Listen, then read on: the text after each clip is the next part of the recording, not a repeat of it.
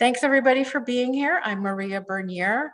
My pronouns are she and her. I'm the construction grant administrator for the Connecticut State Library. And we're here today to learn about the Park Street Library at the Lyric in Hartford. And we are going to hear from some powerhouse people who worked on the construction project and kind of built it up from scratch, and from the current branch library director. So I'm going to turn you over to Bridget Quinn to introduce herself and her staff and get us started. Bridget, over to you. Great, thanks Maria. And good morning, everyone. It's so nice to be with you this morning. My name is Bridget Quinn. I am the president and CEO of the Hartford Public Library, and thrilled to be here this morning to talk to you about this project, which has it has been quite an experience, and it really kind of took over our work life for a number of years, but the results have been fabulous. So can't wait to share it with you, from lessons learned to what's going on there now and how the community is enjoying this fabulous new resource. So with me today are my colleagues, Graciela Rivera, who is the branch manager of the Park Street Library, and Mary Tzambazakis, who is our chief administrative officer and oversees technology and facilities and IT and finance. So she's the kind of behind the scenes powerhouse and was integral in the project here, particularly for the construction and overseeing of the construction management. So the first part of this presentation is hers, so I'm going to turn it over to her now. Mary. Good morning, everyone. So I'm happy to have this opportunity to talk to you about our project. As Bridget said, this project's been a long time in the making, and a few weeks back we were talking about our projects, and I told her that we could probably write a book on the lessons learned. One of the things that's unique with us, or one of the things I was thinking about, is that every community is unique in how they manage their construction projects. From our end at Hartford Public Library, we have a facilities department, and in that we do construction management. While the city does have project managers, those project managers have a full plate of projects, and we felt that it would be important for us to take a more active role in project management of our library projects, and that's what we've been doing. There are three components really to touch upon. I mean, there are the pre-construction components, the actual construction, and the post-construction. For my purposes today, I'm going to focus a little bit on the pre-construction and a little bit of before what construction happens, because there is just so much. The first component of what that I'd like to talk about is the creation of the project team. One of the most important aspects of your project is going to be the selection of your architect who designs your building. One of the things you need to make sure of is that when you do select an architect, while many architects may have 3 or 4 library projects under their belt, you really need to find an architectural firm that understands what the library business is. Architects and construction companies go from project to project, but I feel that it's important for them to understand what a contemporary library does and the services they provide, because that impacts the design, which Bridget will talk about later, but also impacts the ability or what is needed in the building to deliver the types of services we deliver, such as technology. With selecting the architects, one of the things you will probably do is there'll be an RFP process, and there will be asked a series of questions and their references will be checked. But within those questions, I think it's important to incorporate a few questions about what libraries are and asking them what do libraries do, to see if they really understand that business that the library is in. The second piece of this is that the architects do select engineers. There's two components to this. There is the physical architectural design of the building, the shell and what goes in it, but then there are engineers that are hired to design the electrical and the mechanical systems and all of that. What I found was very important with us was that those designs and those diagrams and blueprints need to be thoroughly reviewed. And the reason they need to be thoroughly reviewed is that if there are things that don't align well, they may come out during the construction process, which will result in change orders and additional costs.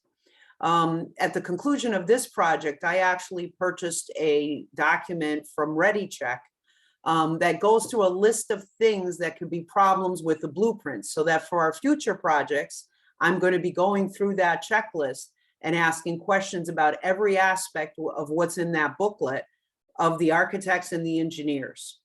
The other component that's important is your construction methodology. How are you going to execute the project? Are you going to use a construction management firm, an owner's project management firm?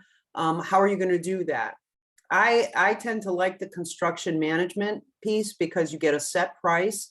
They're responsible for our end-to-end delivery. And if something goes wrong at the end, they're the ones that have to make sure it gets taken care of. You're not dealing with several different individuals like a general contractor and subcontractors and that type of a thing.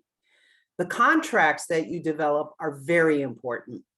The contracts, I didn't mention this, but I am also an attorney. And so the reason I'm saying that the contracts are important is that in law school, they teach you that whoever drafts the contract writes it favorably for that individual. In most construction projects, they use the Aia Contracts. Those are created by the American Institute of Architects. And those contracts are written sort of slanted towards the architect. So you need to go through those architectural contracts and make sure that there are components in there and it's edited to some extent. For example, we are currently working on a new project.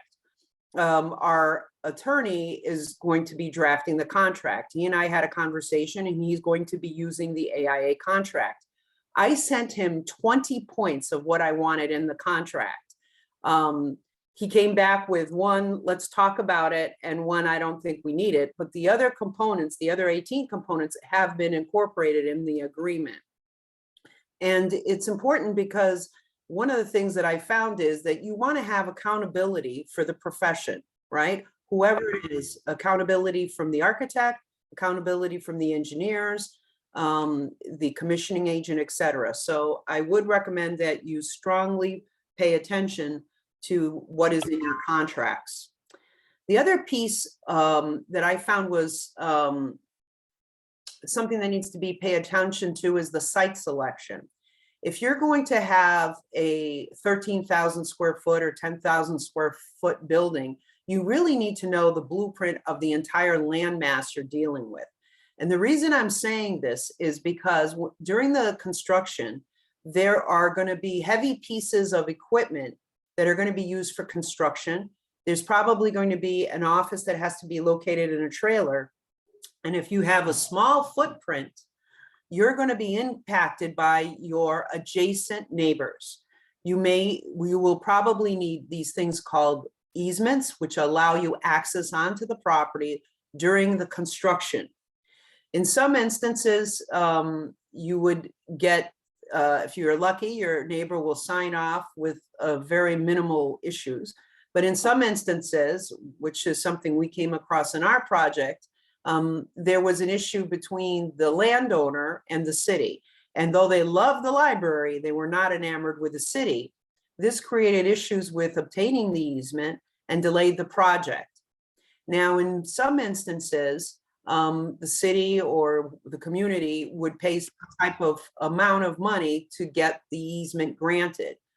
And when they get into court and go back and forth on this, this can extend the timeline of the project going forward. My opinion is that if you look at the end-to-end process for an easement, it may make sense to figure out what your monthly costs are for the construction and weekly. And if the cost of the easement is less than a month or 2 weeks or 3 weeks, it benefits you to agree to the easement, give them the money, and not lose the time on the back end of the project, because you are not only impacting the cost of the project with delays, but you're also impacting the potential supply chain of what you're going to need for the construction. And with COVID-19, you may all be aware that there have been supply chain issues with raw materials and steel, et cetera. and even with the furniture and fixtures that come in. Another quick piece that I wanted to talk about was your land site.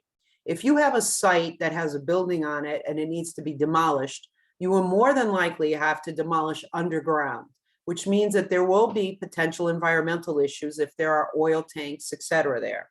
But the thing that people don't think about is if the city or a town has a site and they give it to you and it's a cleared site, if there were buildings on that site prior to you receiving the land and it was cleared, 99% of the time below the ground was not cleared. You will have underground structures, and depending on how they did the project, they may cover up those structures, and within those structures you may find oil tanks, other types of things will create additional environmental cleanups. So that's another watch out for.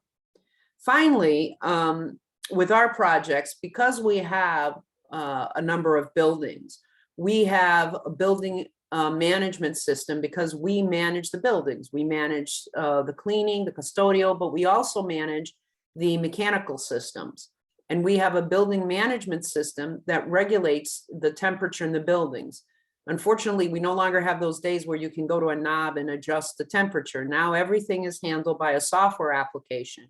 So what we've been doing is with all of our projects, we make sure that when the design is done, the HVAC system that's put into the buildings has the ability to work with our building management system, so that rather than having various building management system softwares, we're on the same software for all our facilities. So that's pretty much it in a nutshell on lessons learned. There are additional lessons that are learned throughout all the phases, but I think those are some significant items that I think are important. And with that, I'd like to turn it over to Bridget. Great, thanks, Mary. So I want to talk a little bit about designing the actual space and how we went about doing that in this process, which really is the blending of these three things, right? It's the community engagement, of course, the integral input from the staff, which is, of course, the branch staff, but other staff as well. And then what does that space actually look like? And that's where it's so important to work very closely with your design team. So Mary, we can go to the next slide. Thank you. So the one really, every project is unique. And the one thing that was unique from for this project from the outset was it was literally 3 decades in the making. And our colleague, Leticia Cotto, who is still with the library, she was the branch manager before Graciela. And you know, this project or the idea for a new branch in this part of our city, Frog Hollow neighborhood, has been in the works for a really long time. And it has had many different iterations. At one point, it was going to be or planned to be a lot bigger. It had originally planned to reuse the existing building that we ended up having to take down. So this is a kind of a study in patience and fortitude and commitment from the community itself to continue to advocate for this for many different city administrations, as well as state officials and library officials. So I am so happy that we are the team that finally got it done and that we're in there now, and it has had such a nice impact. But the community engagement for these last 30 years has been robust. And that's been a lot of work from my board as well. A couple of very, very committed people on the board seeing this through, who really made sure that it stayed front and center. They were the ones contacting elected officials. They were the ones, you know, keeping it alive in the community moving forward. And I would say it actually probably was the first community group I met with when I first started here 6 years ago, was a group from Frog Hollow that one of my board members took me to talk about this project. So it is, you have to make sure that you are really working closely. And I hope none of you have to engaged in this for 30 years, I'd say projects take between 5 and 10 years. I mean, that's not unrealistic because it takes a long time. Even if your community is fully supportive, it's time consuming. So plan ahead, be in it for the long haul, but hopefully it won't be 3 decades for you. And I want to build a little bit off what Mary said is, particularly for the community engagement, think about that while you're going out to look for your design team, because you want to be clear with them who's going to take the lead on community engagement, and you can build that into your project. So Mary referenced a project that we're doing now, which is in North Hartford. We've built in the community engagement piece on the front end so that our design team is also leading that process with the community in partnership with us. But with the Park Street project, we had the benefit of working with a local architect who knows the community, but it was really the library. And I would say, one board member in particular, her name is Ana Alfaro, who was the liaison for the community engagement and kept that front and center with me and with Letty and with other people here on the library staff.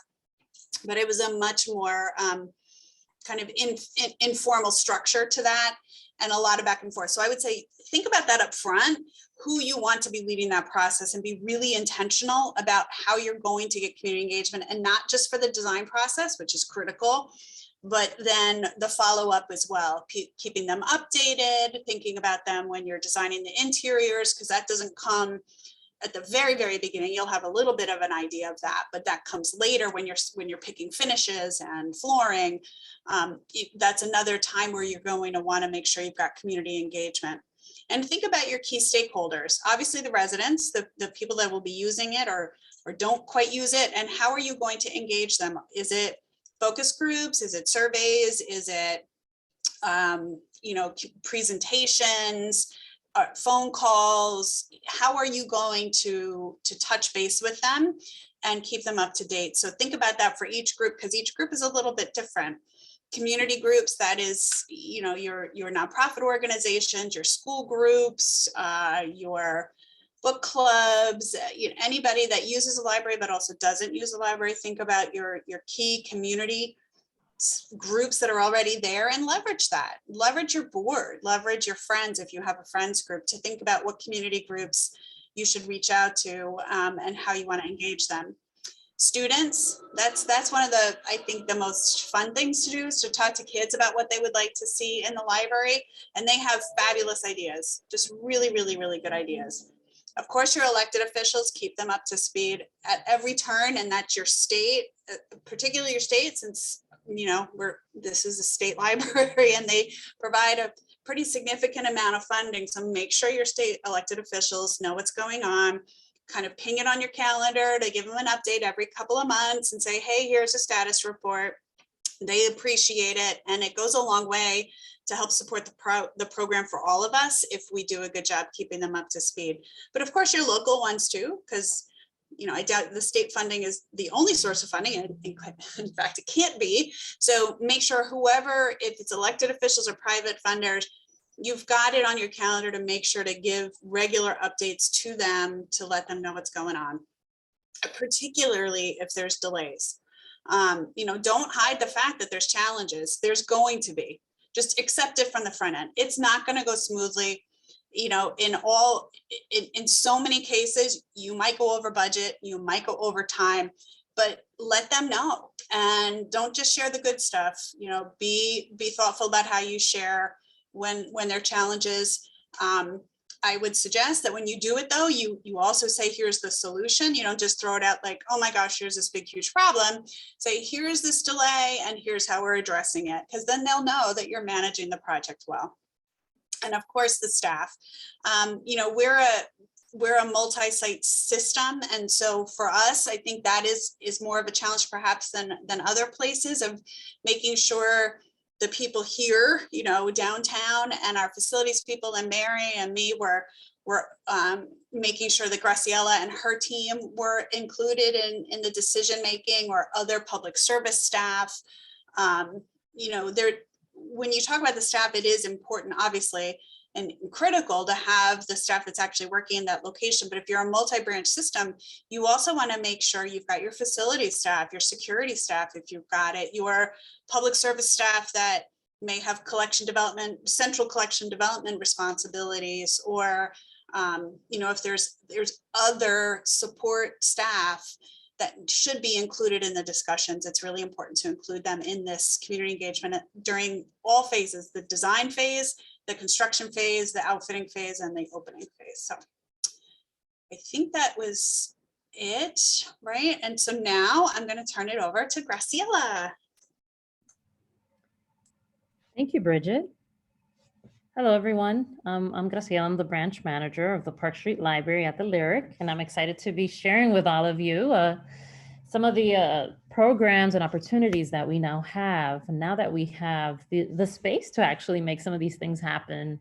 As you can see within the old building, we only had about 2,000 square feet that we were working with. It was all one level, the pictures in the bottom of that. And all the spaces were fused together, our adult space, our small youth area, shelving space. When it came to the shelving, one of the things I remember was our adult collection, our non-fic adult collection had to be combined with our children fic collection as well. So now that we do have the bigger space, we no longer have to do that.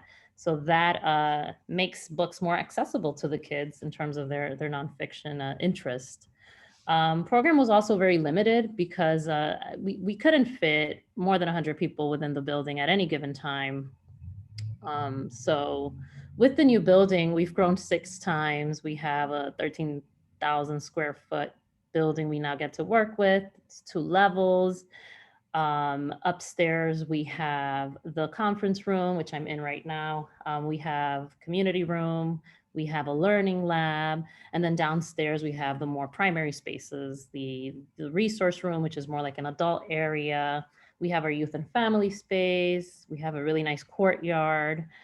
We also have a cafe space, and we have a teen space as well. So it's really exciting to be able to be within this new building and see what's available and see what we can bring. One of the things that we're now able to do is we're able to have art exhibits. We're able to focus on more cultural experiences and opportunities for the people in the neighborhood. And we currently had an opening last week for an exhibit called The Future is Latinx, which was featuring local artists right from the Frog Hollow neighborhood. And we did it right in the community room now that we have that space. And with story times in our youth space as well. Story times have really come to life now. Like our children librarian has it's a beautiful seat. She has a sitting area. There's a sitting area around her with a beautiful rug. We have the Hartford Neighborhood Center, a local daycare coming by every Wednesday, being able to join in on that. We have puppet shows now because the Hispanic Health Council can actually set up in the youth service space and do those shows, something that we couldn't do before. I mean, before in our old building, we had the youth computers on a windowsill, literally, like we didn't have the space for it. So now we have 8 computers in total for our youth space. The community is really excited to walk within the building and just see how beautiful it is and how big it is versus the building that we had before. One of the things that I wanted to note as well is we applied for a grant through the Latino Endowment Fund. And, given that we now have the space to bring more robust programming, we were the recipients of a $25,000 grant. The project is called Mujeres Emprendedoras. We will be planning some program about arts and cultures and also on entrepreneurship that will happen in the Learning Lab now that we have the space to do that. And also with all the attention that the new building is getting, we're currently working on a new room reservation policy. Now that we have all this space and there's so much interest from the neighboring nonprofits, we have educational institutions that we're also working with and businesses who are really interested in utilizing the space. So we're really taking our time to think about what this new policy is going to look like now that we've grown so much. Thank you, everyone.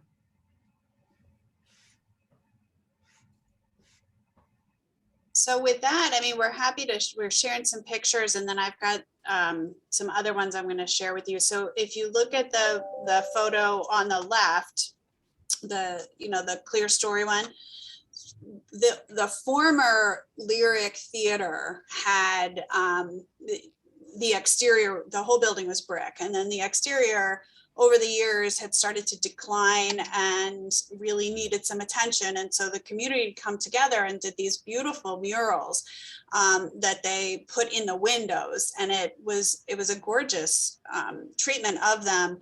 Unfortunately, they were done on like basically plywood. And so when the building came down, when we demolished the building, we could not save those pieces of art. However, what the architect did is they took really, really high resolution pictures of them, and we were able to blow them up and use them as murals inside. So when you're actually in the building and you look up there, they're so good, they almost feel, they look 3D. So some people are like, oh my gosh, how did you do that? And it's like, well, it's a picture. And so there's one on the other side too that is, you don't see that side of it, but that's what that frames, that clear story reading area in the front of the library, and it's gorgeous. And it's really nicely supported by the lights, the lights that were selected. The middle picture is our training lab. So it's a 25 seat learning lab classroom. The upper right with the blue rug, that is our program room, our event space. One of the things we heard loud and clear from the community is they wanted a really large community room. And so I think we're, is it 125, Graciela, we can fit in there? We can fit in there up to like 276 people, depending on how we put the furniture in there. Okay. So I was off. So yes, it's a large space, and we can get a lot of people. We can't seat that many all at one time, but yes, they can all be in there. Plus there's a wonderful AV equipment, acoustics in there. The lighting is very cool. There's a little kitchenette, and on the south side of it, there's a balcony. So it's framed by windows on all sides, or on two sides.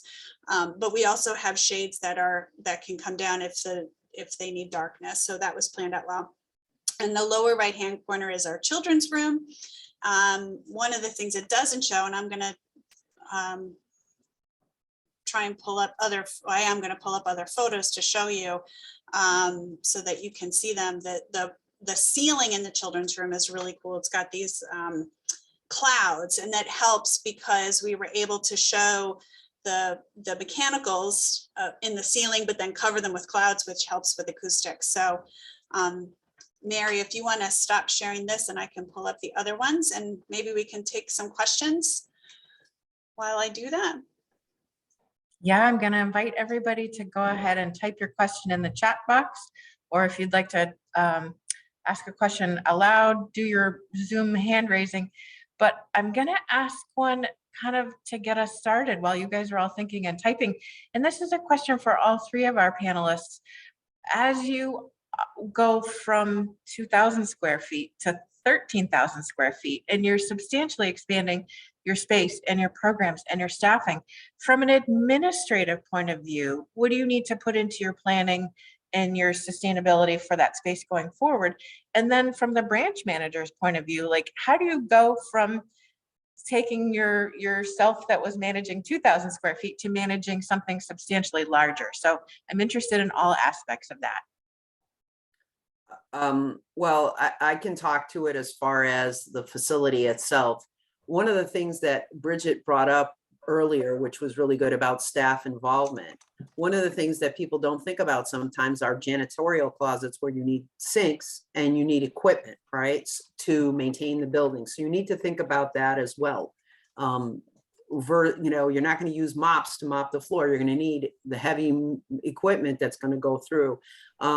What we've done is we constantly look at the size of our facilities, and we determine how much time it's going to take us to make sure that the building is clean and how frequently it needs to be cleaned.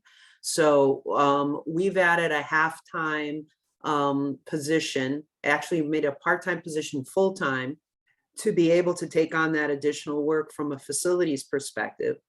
We had security in the former building, so that pretty much, the headcount for that remained the same. Staffing, I would leave that to Graciela and Bridget on the other aspect of the work. So in terms of like going from such a small branch and scaling into a branch that's 6 times bigger, right? One of the things that it's currently in conversation and is creating a position to hire an assistant branch manager at this point, because there is a lot more to my role now as branch manager, because part of it is also managing all the different rooms in the space. There's so much interest from the community to utilize our cafe space, our courtyard, our community room. Some of these events are private, and other of these events are collaborative events where the library gets to really support them and be a part of it. So there's also fees involved in terms of you know, charging for room usage depending on the kind of program and event. So that's one of the things, like thinking about staffing. I know that our main branch has also been very supportive in terms of sharing staff to accommodate some of the needs here at the new location. For example, we have a teen services librarian who is here a couple of days out of the week to support teen programming specifically. We have another youth services librarian that also comes to support some of the programming going on, because it is such a bigger space. One of the really neat things that the library, when the architects were designing the building, is they added these gates so that we could use the building after hours, depending on programs that we were having. So with these gates, we're able to close off certain areas of the library so that only the second floor could be accessible during after hour programming. And there is a side entrance where people could come through and access the community room on the second level, and then just keep everything else closed downstairs. So I have been able to take advantage of that during, you know, after hours events. But those are some of the things we're doing, and I think that's it for now. I think I covered your question. Thank you. I think I just want to kind of back up what Graciela said, is that it was very intentional as we were designing the space to ensure that we could have flexibility, not just for the after hours, but also knowing it was going to be a limited staff. At the time we were designing it, we didn't know if we would have the operating budget to add staff. And thankfully we've been able to, that at the time we were designing it, we did not. I mean, we were in a place where we were consolidating our services and really, you know, struggling to make sure that our budget was sustainable. So we designed it in a way that put those rooms and those spaces that would only be used if they were programmed. So for example, the community room or the tech lab or the small conference room, they would only be, we didn't have to have a staff person up there every hour that the library is open. So Graciela also has the option to basically, I mean, close the upstairs, but if it's not programmed, she doesn't need to schedule staff to be up there. So that also gave some flexibility when it came to scheduling and to resourcing that space. But of course, as she said, there's so much interest, you know, there is a huge demand. Our library system too, we are still not back full scale to our hours that we were pre-pandemic. So I think, you know, it was critical for us too with the increased usage. And I will say too, the Park Street Library, even when it was in its storefront, it competed. It was like one of the top, there was between that one and Albany were always the top two as far as the traffic that went through that. So for a tiny little library, there was always a lot of people there. So we did have decent staffing, but it's, you know, if you've got 100 people in 2,000 square feet, it's different than 100 people in 13,000 square feet. So we just needed extra space. And we want to be able to expand hours and be open 6 days a week again. So we do have to staff up for that as well. The other thing I would add too, that I missed, was that the former site was a lease space and we paid a lease every month. And what we did was we took those funds, rather than moving them from the budget, we realigned it towards the utility expenses of the new building.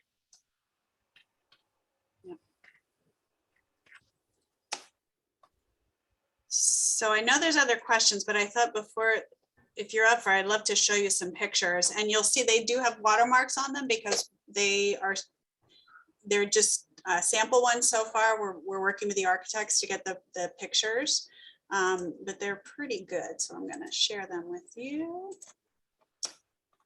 Okay, so when I was talking about the clear story, this is the other side of it. You saw one version of it. This is the other. So right here, on the left side of your screen, that's Park Street. And if you look on the windows above, one of the features I really love here is that this says Biblioteca.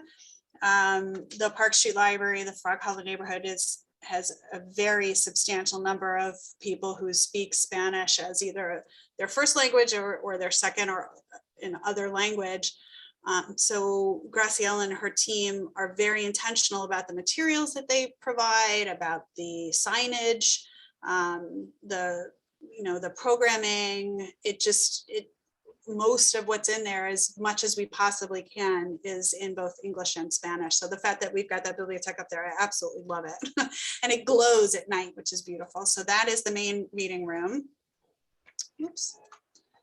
I'll go to the next one if I can figure out how to do it. Oh, of course it's not letting me. Okay, sorry. My tech issues. I thought I had all of them up.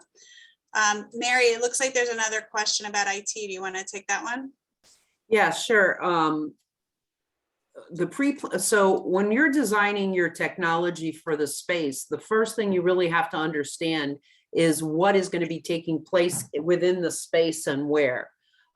Because you're going to have data lines run to the building and access, but you're also going to have setups for Wi-Fi.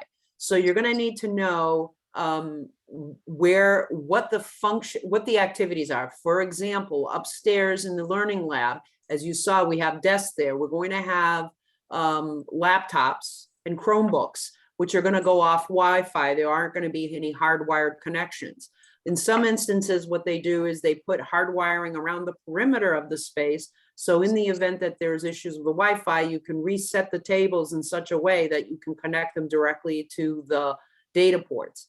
One of the other things that we really didn't talk about, but there's a whole piece to this around security that we didn't discuss, but there's also wiring that will have to take place in planning around access points and security and fob systems. And that all ties in with the technology, including security cameras that are on site. So all of that ties into the technology plan, the security components of it, the utilization, and the types of services you're providing, so you can determine what kind of technology you need and if your IT infrastructure can sustain it, or if you need to make some adjustments to your IT infrastructure with a server or a SANS. All right, I think I can do this now.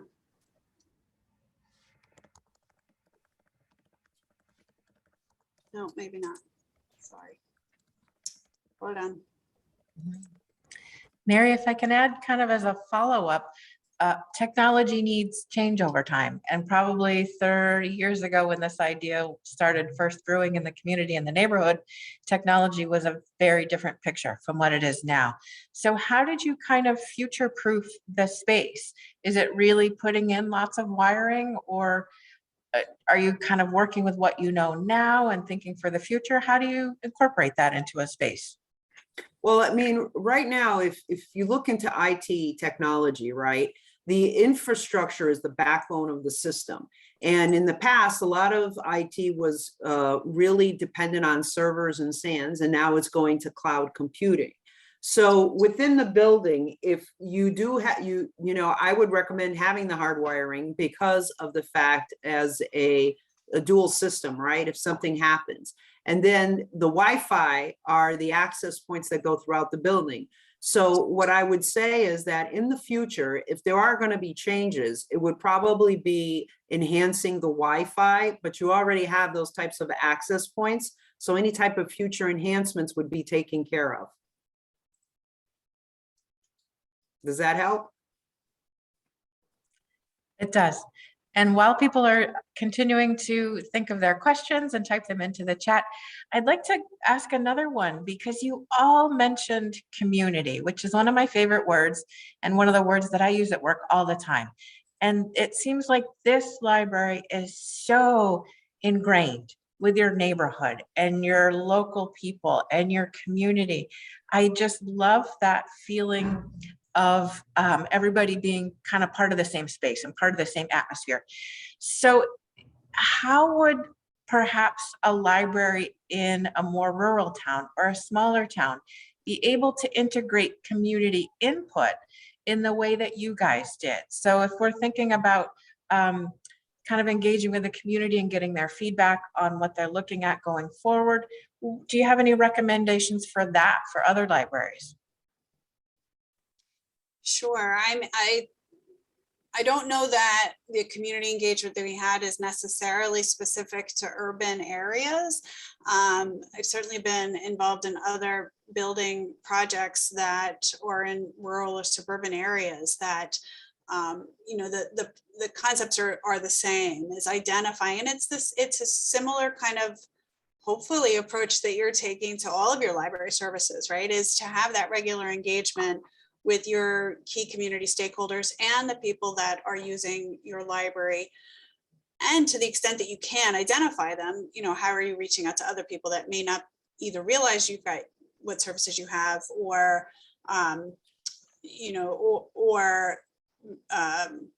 don't use it as much as you would hope to, or that they potentially could. And you're one person, right? The library director, I've worked in libraries where there's 3 of us. So, it doesn't necessarily mean like we're fortunate that we've got the infrastructure here at Hartford to be able to do this and in other places. But, even if you're a 2 or 3 or 4 person team, you can do this. And it just means leveraging your allies, especially your board, or if you're a city or a county library, those people in the community that already in your network that already have those connections. And it's phone calls, right? It's community meetings. It's going to town meetings. It's going to community groups, clubs, Rotary, Lions Club. It's getting out there again, like you hopefully do for other things in the library, but specifically asking about the space. You've got to build the buzz, and you've got to make sure that people understand why you're doing it and how you're doing it. I mean, we haven't really even talked about the funding component of this, which is so critical, but this all ties together. So, it's great that you may have a group of people that want the library expanded or renovated.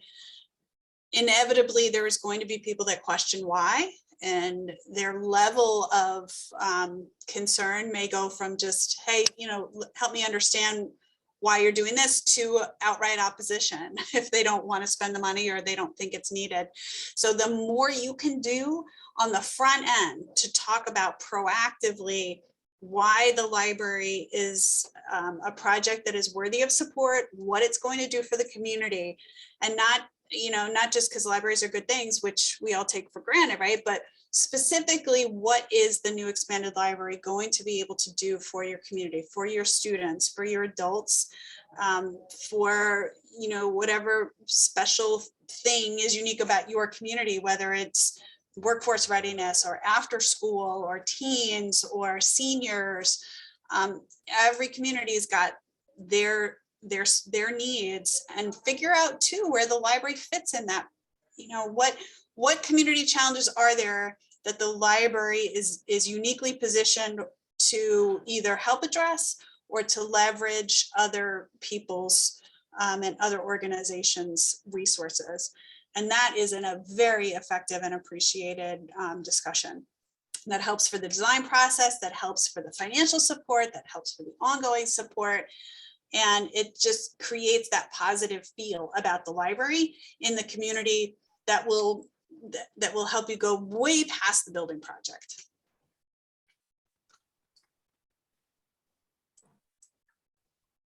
And we do have a question in the chat about staff involvement throughout the construction process. what that looked like and if they had a chance to weigh in on those key decisions and design choices. So I'll just say a couple things and then I'm going to let Graciela take this one. I would say when I got here, and I think, well, even when Mary got here, because none of us have been here 30 years yet, or 25, there were many different iterations of the design of this building that predated the three of us. And so unfortunately for this particular project, we didn't get, the three of us or the current team did not get to weigh in on all of the design choices. Unfortunately, some of them had already been decided. However, we were able to make some significant contributions to what the space looked and feels like. So this, this perhaps isn't the best thing because it took so long, that so many people's visions, and libraries have evolved in 30 years, right? And it was originally planned as three separate institutions in one building. It was going to be the library, it was going to be a retail space, and it was going to be a standalone restaurant space.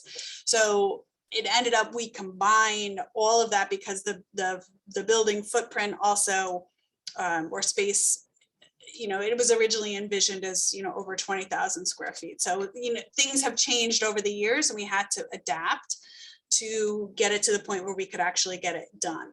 And Mary, I think, spoke to this too. This was a unique project in that the library was moving it forward, and the key stakeholder with the architectural, with the design.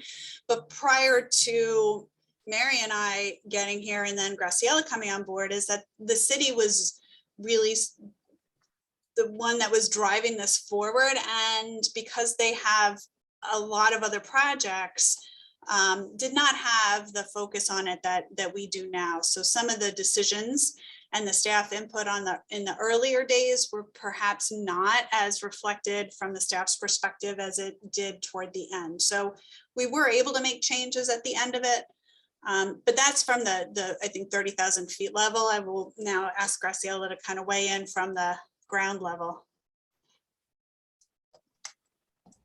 Thank you, Bridget. For me and my staff, one of the things that we wish we would have more of in this new space, more staff space and also more storage space. But, as libraries, we do what we can with what we have. There are many spaces in the building that are flexible spaces, meaning that we can use them for other things. So like primarily when the second floor isn't being used, the staff is able to use it as a lounge space, as a space to take a break, to take a lunch. The conference room is one of those rooms where I can come to, like I am doing right now, and just like get away from everything and focus on what I'm doing. But that really is one of the things that we wish we would have had more input on, office space for staff and like a break room for staff as well. But there's so many options in the building anyway, so we've been able to make it work. One thing I will tell you is that there was some staff involvement in the construction components around material choices. For example, the flooring, we had input from the facilities department because they maintain it, and they made recommendations on the types of flooring that we would like to see, and the carpeting types of materials we'd like to see. One of the things, for example, is that we don't have rolled out carpeting. We have carpet tiles, so that if you have a carpet tile that's stained, you can replace it easily. The other piece of engagement we had was from our security department,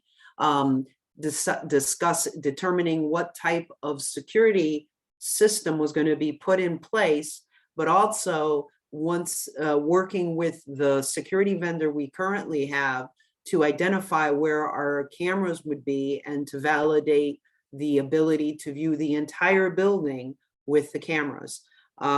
So there are certain physical components. Now with facilities, the other thing we also did get some input on and is when they were purchasing the furniture, that the furniture was would be easy to clean in case there were spillages and that type of thing. So there was some engagement from facilities and security and IT to that point.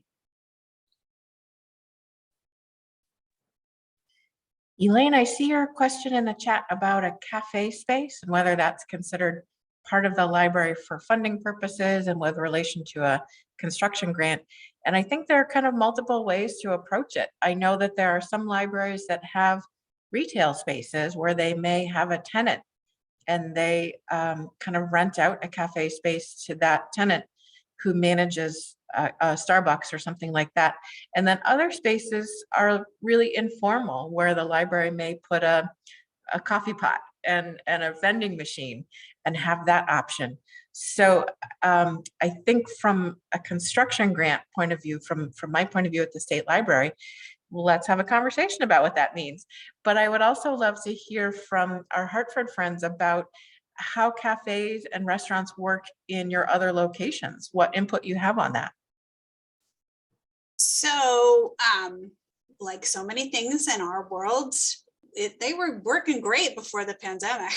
So we have a we have a cafe space at the downtown library, and we intentionally included one at the Park Street Library.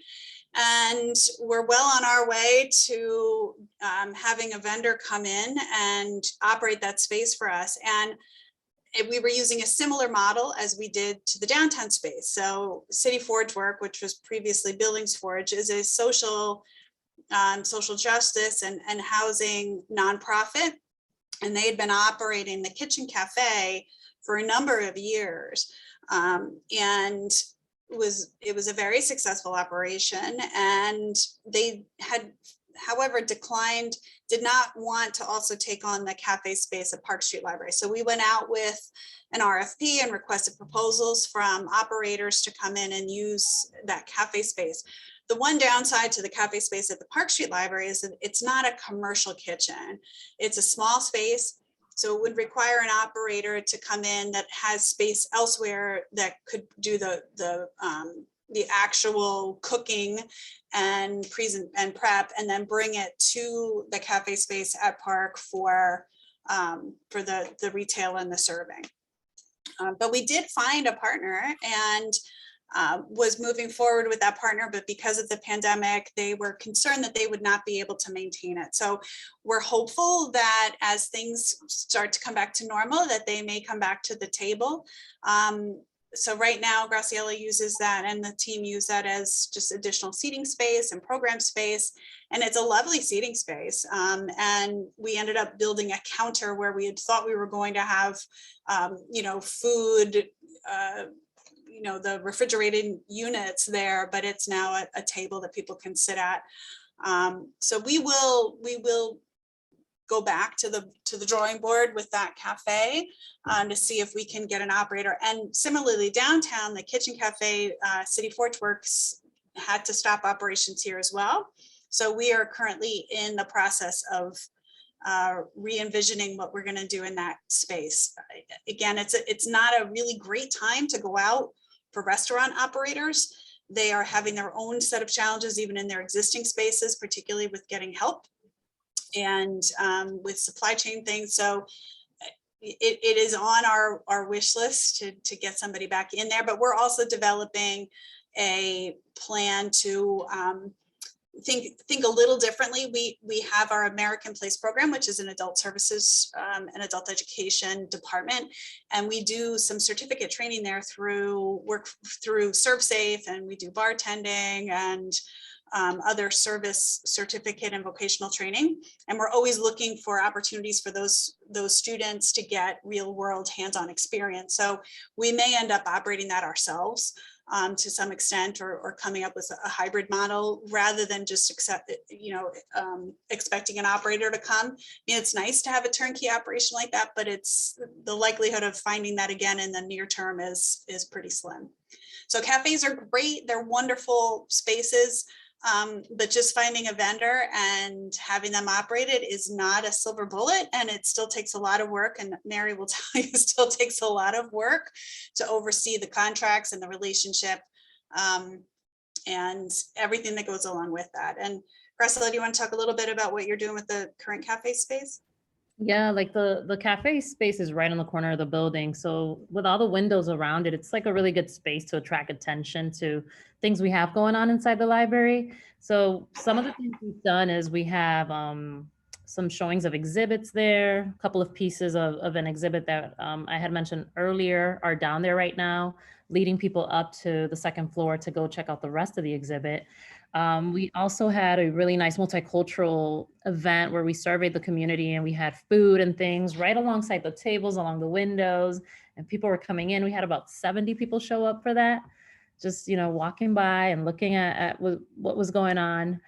But it's also a space where we guide customers to go to when they bring food inside the library.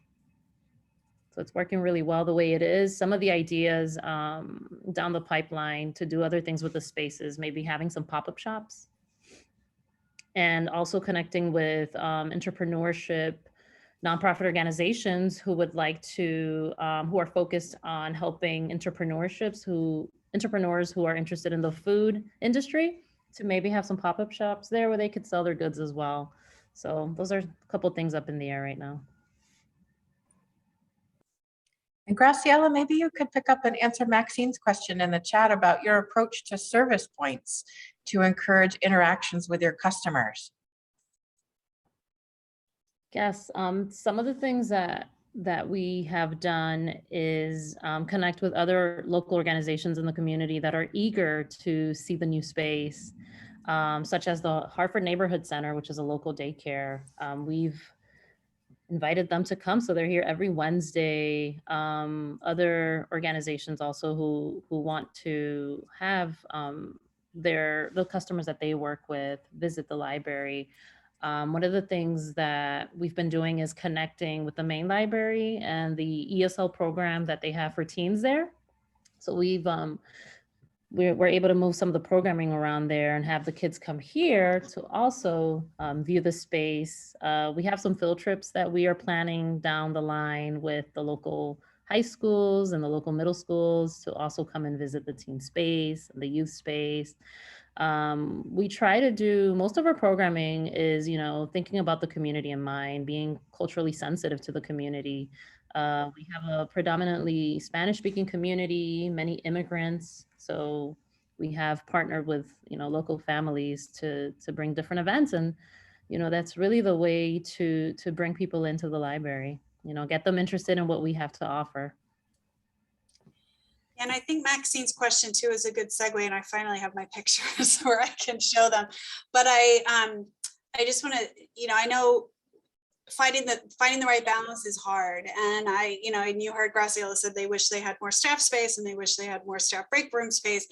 But we made intentional decisions as far as reduced space for that, because we wanted to maximize the public space. And part of that too was having flexible staff service points on the main floor, because we didn't want the staff to just be behind the scenes, right, hiding in an office. We wanted them on the floor, and we knew they'd have to be on the floor the whole time because there aren't that many of them. And so in order to be engaged with the customers, they have to be out in the public spaces. So there isn't a lot of staff space, and there aren't very big public workstations. And that was intentional. And maybe, we didn't get the balance quite right. And we actually, after the fact, did have to add a children's services, youth services workspace, a staff service point. And we were also very conscious too of lines of sight to make sure that there were as many, from a central point of view, that as much staff as possible for where they were going to be could see as many areas in the library as possible. So let me show you some of what this looks like. Okay. Y'all see that? Is that showing, Graciela? Yeah, okay, good. So we saw this one already, and let's go. This is a little bit farther, so you can see there's the, on the left side of your screen is the murals, and then this is the main reading area. We just got our shelves in, what, a month ago, Graciela? Back in February. Yeah, oh, okay. It's been a little more than a month, but it took a long time. We opened in October, so the staff was great. They had things on mobile shelving, on carts and things. It looked great, but this looks so much better now that we actually have the shelving in. That's the main reading area. This is the cafe space. So see how it's welcoming. I love the windows, as Graciela mentioned. It just gives such a wonderful view to Park Street. It makes you feel like you're sitting outside. What's nice too, in the warmer weather is here. This is a larger sidewalk, so we'll be able to put some tables outside as well, which is fabulous. And the building across the street is scheduled for renovation, which will be a really nice continued improvement of this corner. And on the left side of the screen, you'll see that's the counter that was built after we knew that the contractor wasn't coming, the vendor wasn't coming. So we just put in this counter for now, and it works really well so far. So this is the main entrance. And as you can see, this is our staff area. This is the service desk. So it's small. And so there's a computer reservation center. There's the copy machine. You know, it was intentionally designed to not have a big footprint so that the staff could work around it and get in and out of it quickly to go wherever they were needed. But again, it does mean that the staff has to be very, very intentional about that space and what's there. And then behind Ada here and Nancy, these are our staff members, two of our staff members. This is the staff office behind it, but that's really it. This door goes into the book drop. And then behind this blue wall is essentially the cafe and a cafe office. So it is a very, very small staff office space. This is the teen center, as well as a laptop counter. So when the teens aren't there, adults can use it, but it really is intended as a teen space. Outside of this side, there is a courtyard, a beautiful courtyard that will be used, and it's enclosed, so it can be used when the library is open. This is again, another view of the technology lab. And these workstations are also AV enabled. So this whole room, there's, the drop down screen, there's integrated camera as well as sound in there. So this is a really nice technologically equipped room.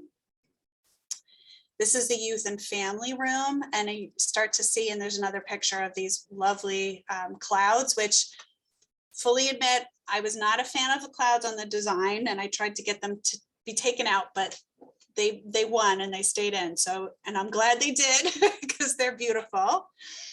And right now, not for the picture, but if you visit, you'll see we do have a staff workstation, a very small staff workstation here. This is the children's room. I love it. It's just such a great space. And usually this is pulled over a little bit. They changed it a little bit for the photo, but it creates this wonderful, without a wall, but it creates this lovely story time area that Miss Nancy can do her story time from. And it's a wonderful space, and this lovely little rug and this great floor. And even though it's a tile floor, it's a warm tile. I know that sounds like a weird thing to say, but the texture of it, Mary, I forgot what the actual material is called. Oh, it's some type of a rubber kind of a thing. I can't recall the name of it. I'm sorry. Yeah, there's a name of it, and it's great. And it's got a nice give to it. And it doesn't feel cold. It feels warm, but then it's got all the benefit of tile so that it's easy to clean and it doesn't get stained. And it's a really nice material. So if you're interested, I'm sure we can find out what that's called. And I'm not a fan of linear shelving. I think it just feels too static and too, I don't know, it doesn't create a feel of movement in a room to me. So we found these curvilinear shelving units, which I think, they're movable, A, which is great, and B, they just are able to be used in a way that helps make the room feel a little bit more alive and playful. I want to mention too the signage here. I don't know if you've seen this, but we use the signage company Adams and Ahern. I love working with them. And one of the things we wanted to make sure is that, you know, the signage is clear, but it for people who either because of the number of languages that are spoken here, as well as just for a little visual interest, they created these wonderful signs that come out, they project out from the wall. And so this one obviously is for a restroom. Let me see if I can get one. I don't know if I've seen any of the other ones, but the elevator has one that looks like an elevator, or the stairs have one that looks like a stairway. And so they project out from the wall, and they're pieces of art in and of themselves, and yet are very practical. So just little stuff like that to me is what makes the difference of a project that's just and one that's like, oh, that's so cool. I can't believe they thought of that. This is our program room, a different view of it. It is a big space, and you can kind of see the balcony out here. And we do intend to let people use that outdoor space so that if they do have an event that's 300 people or 500 people, they can be up in this program room as well as down into the courtyard. Another view of the program room out towards Park Street. What's really lovely is it's in the morning and in the evening, the way that the sun comes through as the sun's rising and setting is just gorgeous. And here you have the Biblioteca sign, you can see that comes across here, as well as the clear story, the murals from the former Park Library, from the former Lyric Theater. And then this is it at night. And it just glows, it's gorgeous. One thing I want to mention too is that this is actually a good time to talk about this. Is the former Lyric Theater had been there for a number of years. It hadn't been operational since the 80s, I want to say. So it had been a long time that it had just sat there vacant.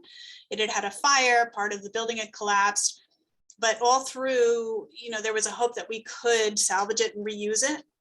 And we really did try, but it ended up being, the engineers said it, you know, it's such a liability, and to save it would cost, you know, another $500,000 to $1 million.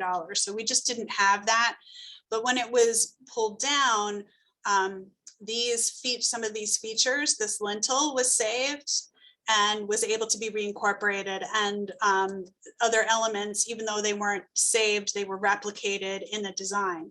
And the old Lyric Theater also had the same massing, as well as the same, not exactly the same windows, but similar kind of look and feel to the windows. So the architects did a very good job of honoring the design of the Lyric and still incorporating the new part of the library to it to make it feel like one piece, but give some visual interest and the appropriate massing on the site. So they were very sensitive to that.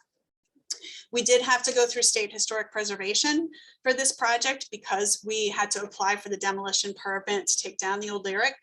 And one of the components of that SHPO approval was that they loved the fact that we were going to incorporate these elements as well as do the interior mural, honoring the outside of the previous Lyric building.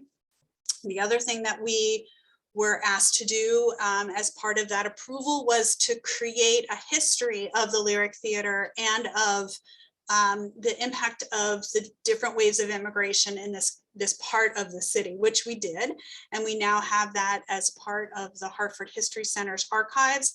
And there was a booklet. We hired Mary Donahue to do that work. She, you know, has been in that historic preservation world for many, many years and did a fabulous job writing the history of it. And we're currently having that translated into Spanish so that it'll be available through our archives as well as on site for people, so that we do honor the legacy of that theater, of that impact at the time that it was active in this community, and then also you know, just preserving that as a really important component of the entire city's experience with immigration over the years. Bridget, do you want to talk about the sign that we had put outside, the marquee sign? Oh, yes, thank you. Hopefully you all saw that in that last picture, but the marquee sign, the outside sign, was designed that way to look like a theater sign. So it's vertical and it lights up and it's absolutely beautiful. And one of the reasons that we added the biblioteca is because that vertical sign is only in English. You know, it says Park Street Library at the Lyric. So we wanted to make sure that, again, in everything that we did, we were honoring the multilingual, bilingual community and trying to make it as welcoming as possible. But it is I love that sign, and watching it be installed was a great day. So seeing all those windows and the lighting made me realize we haven't talked about energy yet. How did you make this building energy efficient? What did you include? What does that entail? All you, Mary. Well, we had a consultant who worked with the architect to identify different aspects of the design that could incorporate being environmentally friendly. So the types of materials that were used, looking at the equipment that was installed for managing the building, from the HVAC systems to the cooling systems, looking at the windows, like the exterior windows, the types of windows that were installed. One interesting feature that we do have on the outside of the ground level windows is that we have a film put over all the windows. It's not an environmental piece, but it is a security piece, which is a bullet resistant film that if a bullet should ever go near it, it would slow it down.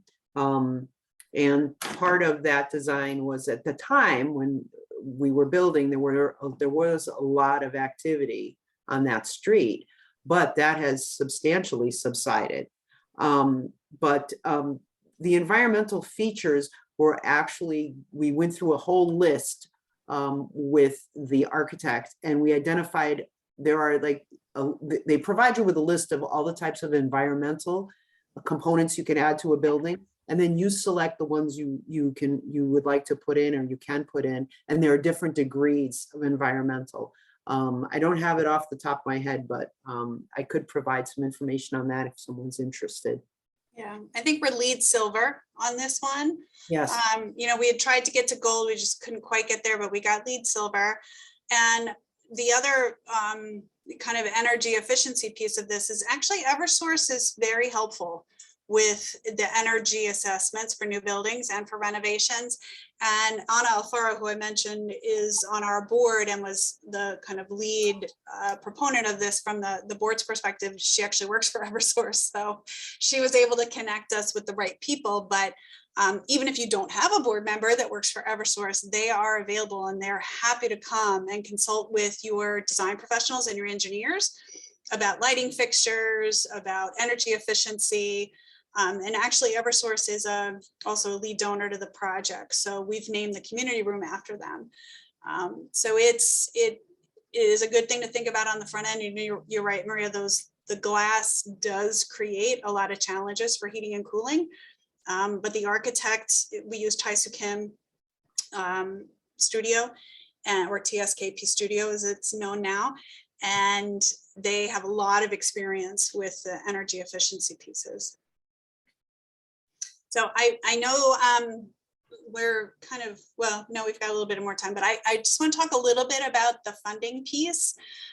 So you will need to think about not only your state library construction grant, which of course you've got Maria to help you, thank goodness, because she's awesome, but also thinking about whether or not you're going to be able to fill the rest of your budget, your project budget, with public money, or if you're also going to need to do fundraising.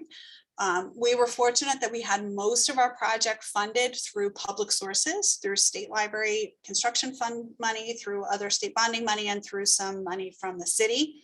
But the library also started a capital campaign for this project, really as a way to enable people to be involved and to again share that opportunity for the stakeholders to be a part of the project. We set a goal of $250,000 to raise for the project, thinking that was ambitious, but realistic. We have to date far exceeded that. We're well over 300, close to $400,000 to that project. Eversource was one of our major donors. We've named the community room after that. Bank of America. We had a local couple, and Marilda Gondara is a former development head for the Hartford, and she and her husband were our honorary chairs, along with Ana Alfaro, to spearhead that campaign, even though it was the staff that really did it. But Marilda and Ana were huge in making phone calls and helping with that effort to get people to donate. And Marilda and her husband also made a very generous gift, and we've named the main reading room after them. So giving people a way to feel part of it, and regardless of what the amount is a really powerful way to continue support. And what that's enabled us to do is create a fund that Graciela now can use for programming and extras, things that maybe we forgot or didn't, or weren't in the original budget, but now are able to add. So it's a nice way to create a fund for the ongoing operation and special things to do in that location. So, and it's come down a little bit, but every once in a while we'll still get donations earmarked for the Park Street Library, including one of our elected officials, one of our state representatives just recently submitted an ask for very generous support for the library. So the projects will continue to benefit your community even after they're built.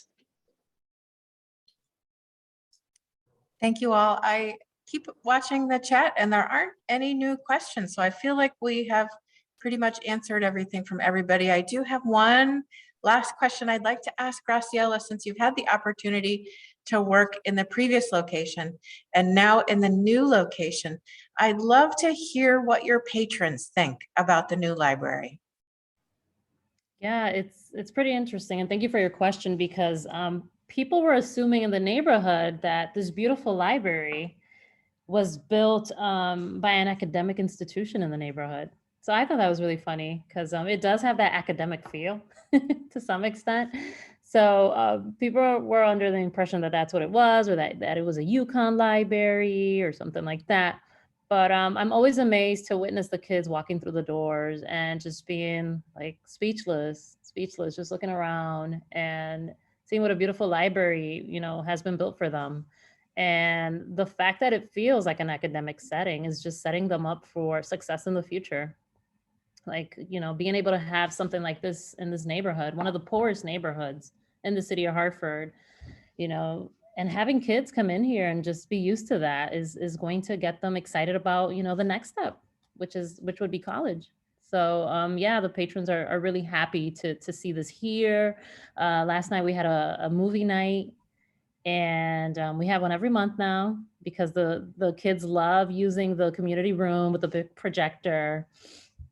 And, families are just really excited to see, what programs we have going on, to utilize the space, to play with the toys. We still have a lot of games and toys in boxes, because as the weather gets warmer, we're hoping to bring out our water table, our sand table into the courtyard there.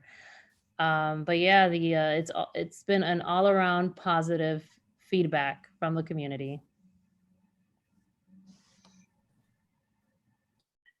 Oh, and we had a final question sneak in. Do you have a makerspace? We don't have a makerspace, but who says we can't make a temporarily makeshift makerspace, right? We have some people who work in U Media staff there that could bring some programming here into the teen space and make it a makerspace. We have a 3D printer and things available that we could easily create that. Yeah, we have a pretty robust library of things at each branch and the downtown. So again, we were really pressed for space. It would have been fabulous to have a makerspace, but that tech lab is also pretty well equipped. So I think our approach to makerspaces is not necessarily going forward to have it fixed, but to get things that are portable. And as Graciela said, more like a pop-up makerspace, depending on, what they're focused on, or using some of the things we already have, like Azabat sets, or, some of the other STEM sets that we have for people to come and get their hands on, rather than it be a fixed space.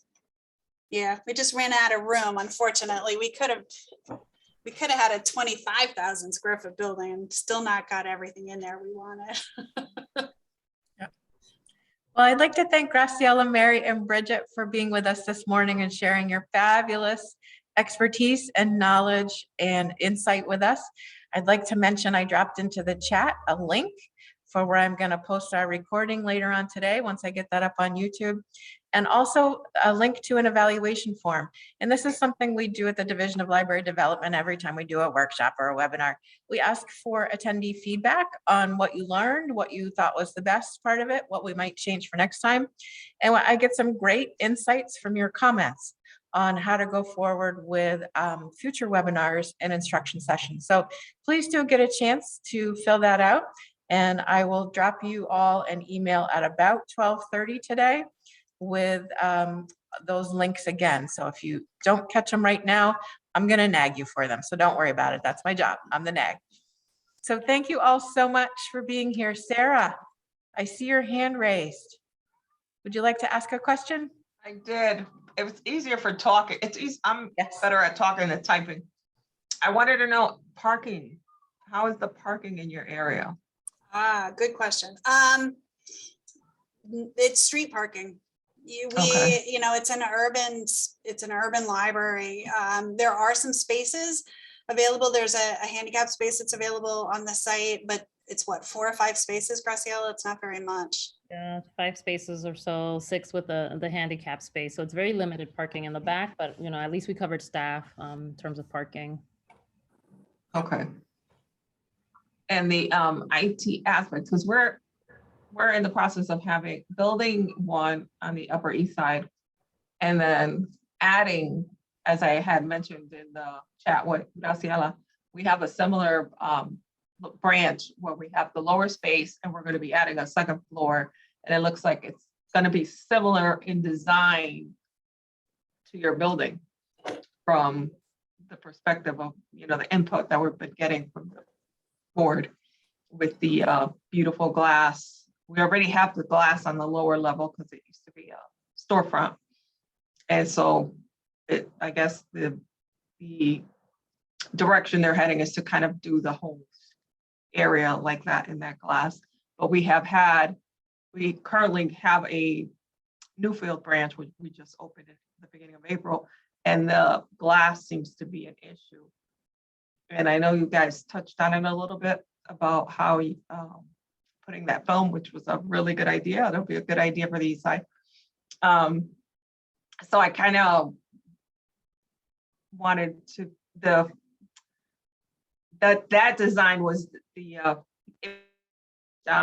when it was before it was the glass was put in, right? It was discussed beforehand before having that feature put in. It was, although the actual film I don't think was installed until after in fact I know the film wasn't installed until after the glazing was done, so it was aftermarket. So it may be that you could have it done anytime. We look to match the specs for what they do in public schools as far as the treatment for windows on that ground floor. So we didn't treat the second floor, but we treated the first floor. But yeah, it's available. I'm sure Mary could give you more information if you want to, but my understanding is you could add it to your existing if that's what you needed to. Okay, and you said the community room, because it has glass on both sides, has like shades that come down? Yes. Okay, and is they're that within the window, or is that? No, No. it's on the outside. It's on the inside, but it's a physical separate thing. But here, so in the downtown library here at Hartford, we have mechanical window shades, and I would say every other one of them has failed. So Okay. my tip to you, and I think Mary would back me up on this, is get the manual ones. It's just, you will be so happy if you can control them yourself without having to worry about replacing that motors when they fail. And none of their windows open. Some of No. the windows open, They do open? Okay.